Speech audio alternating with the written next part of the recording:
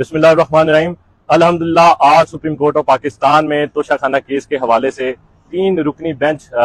जिसको हेड कर रहे थे chief justice of Pakistan justice Umar Ata Bandial साहब, उन्होंने समाअत की और अल्हम्दुलिल्लाह हमारे वो सारे पॉइंट्स जो हम पहले दिन से ये बातें कर रहे थे कि हमें और इमरान खान साहब को इस ट्रायल में फिर ट्रायल का मौका नहीं दिया जा रहा और इंसाफ के कानूनी तकाजे पूरे नहीं किए जा रहे, आज वही बातें सुप्रीम कोर्ट ऑफ पाकिस्तान में हमारी बातें मानी गई कि बिल्कुल इस केस में इंसाफ के कानूनी तकाजे पूरे नहीं किए गए। हमारे वो पॉइंट्स जिन बातों का सबसे पहले डिसाइड होना था, वो चाहे वो मेंटेनेबिलिटी पे हो, चाहे वो लिमिटेशन पे हो, चाहे वो जुरिस्डिक्शन के हवाले से हो, उन पॉइंट्स को इवेलुएट या कंसीडर ट्रायल कोर्ट ने नहीं किया। उसके बाद इस्लामाबाद हाई कोर्ट ने इन पॉइंट्स पे सेट असाइड करके ट्रायल कोर्ट को ये हुक्म दिया था कि इन पॉइंट्स को दोबारा सुना जाए, लेकिन जो फाइनल जजमेंट जिसकी बेसिस पे इमरान खान साहब को जेल में भेज दिया गया, उन्हीं पॉइंट्स पे पुराने पॉइंट जिस पॉइंट पे इस्लामाबाद हाई कोर्ट ने सेट असाइड करके ट्रायल कोर्ट को कहा कि इन पॉइंट्स को दोबारा सुना जाए, लेकिन पुरानी ग्राउंड पे फाइनल फैसला दे दिया गया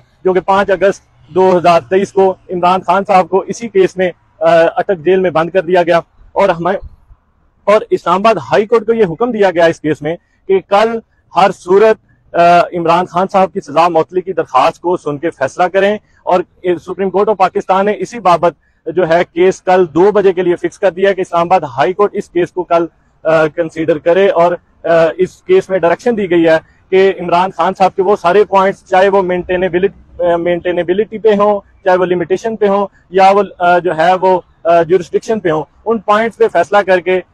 जो है वो कल अपील का और सस्पेंशन ऑफ सेंटेंस का फैसला किया जाए। और उसके बाद सुप्रीम कोर्ट ऑफ पाकिस्तान कल 2 बजे इस केस की दोबारा समाअत करेगा। तो इंशाल्लाह हमें, जैसे मैंने आज सुबह कहा था, कि हमें इस मुल्क की सबसे बड़ी अदालत से इंसाफ की उम्मीद है और इसी तरह अभी उम्मीदें हमारी हैं और कल इंशाल्लाह बहुत अच्छा फैसला आएगा।